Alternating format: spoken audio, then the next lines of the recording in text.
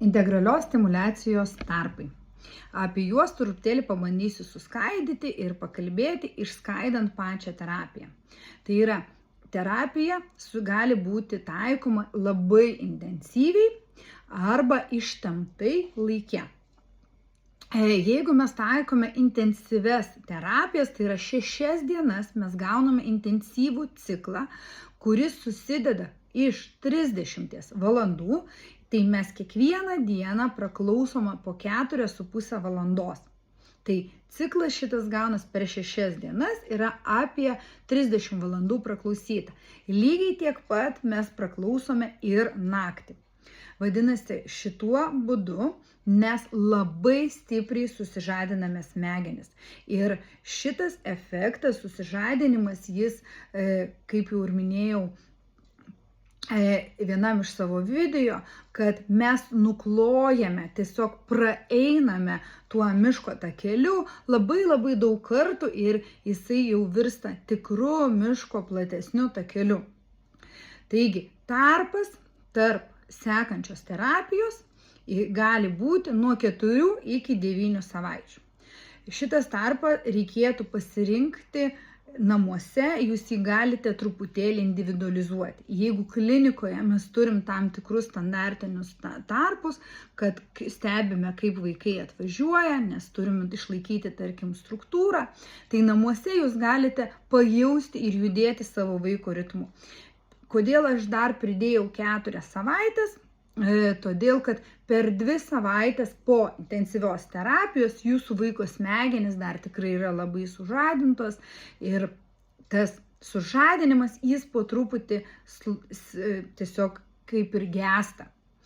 Sekančias 2 savaitės vaikas smegenys bando panaudoti jau tuos tokius nutiestus kelius, jisai įsisavina, smegenys jau nurimsta nuo sužadinimo ir jis jau bando įsisavinti visą aplinką.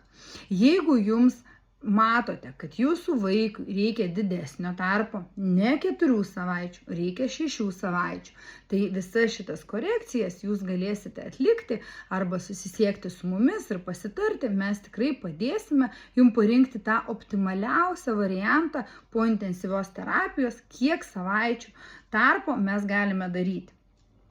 Į sistemą mes tikrai įkelsime 4 savaičių tarpą, bet kaip ir sakau, jūs galėsite pradėti truputėlį vėliau, pralaukti, kaip žiūrėti turėsite į savo vaiką. Tie vartotojai, kurie pasirinks ištemptą variantą, tai yra, jie per dieną klausysis po 1,5 valandą ir naktį irgi gali klausytis po 1,5 valandą. Tokiu atveju jūsų 30 valandų terapija išsitęsia į 20 darbo dienų. Tai yra 5 darbo dienas mes darome stimuliaciją, šeštadienį, sekmadienį mes ilsimės nuo stimuliacijos, netaikome ir naktinių terapijų. Vėl ateina pirmadienis, mes taikome dieninės terapijas ir naktinės terapijas. Jeigu jūs esate naujas vartotojas, tai iki kol jūs nepraeisite pradinių etapų, kuriuose negalima taikyti mamos balso naktinės terapijos, pas jūs programėlėje neįsijungs mygtukas taikyti naktinės terapijas. Taigi, išklausius 20 dienų ciklą, kadangi mes klausome ne taip intensyviai, vaiko smegenys ne taip intensyviai yra sužadinamos, todėl tarpą tarp sekančių terapijų galime daryti po 2 savaičių. Vėl toliau tęsti 20 dienų klausymą. Jeigu jūs matysite, kad jūsų vaikui reikia ilgesnio tarpo pailsėti, ilgesnio tarpo adaptacinio, tai tikrai jis yra galimas, bet stengtis neprailginti tiek ilgai kaip su intensyviu klausimu iki 9 savaičių. Maksimalus rekomenduojamas iš mūsų pusės, nes smegenys jos truputėlį silpniau yra stimuliuojamos kiekvieną dieną, bet tai nereiškia, kad tai yra blogiau. Tikrai ne, stimuliacija yra tokia pati, bet jos yra kiekvieną dieną, bet pamažai vis sužadinama, bet kelias smegenyse nueinamas tas pats, kas ir per intensyvią terapiją. Taigi ir viena, ir kita terapijos būdai, jie tikrai yra veiksmingi, bet reikia pasirinkti tai, kas tinka jūsų vaikui. Ir tarpas tarp terapijos, jisai irgi turite pajausti, pasižiūrėti, kaip jūsų vaikas keičiasi, kas jam patinka, kokius jūs matote pastabas.